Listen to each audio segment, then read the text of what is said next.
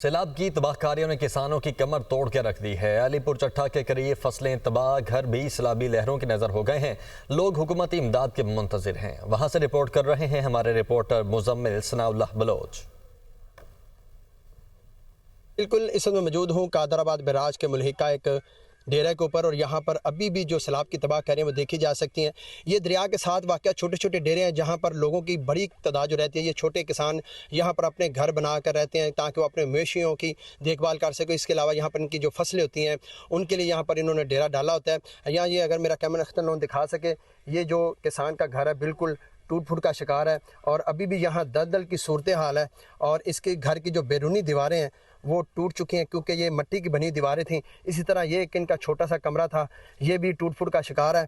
और हमारे साथ इस घर के मकीन में मौजूद है, उनसे मज़ीद जानते हैं। जी, क्या नुकसान आपका इन रेलों ने किया? जी, हमारा नुकसान फसल का सब नुकसान हो गया। इधर इधर हमारा डेरा है, ये भी दरिया ने तबाह कर दिया है। और ये पहली टीम है जो इधर हमारी रहनुमाई कर रही है। मरियम साहब आगे भी साड़ी अपील है कि हमारी मदद फरमा। जी बिल्कुल, उनका यही कहना था कि यहाँ पर उनका काफ़ी नुकसान हो चुका है और उन्होंने वज़ीर आला पंजाब मरीन नवाज से अपील की है कि मुश्किल की इस घड़ी में उनकी दाद रसी की जाए और उनके मकान की तमीर में उनकी हेल्प की जाए। जी।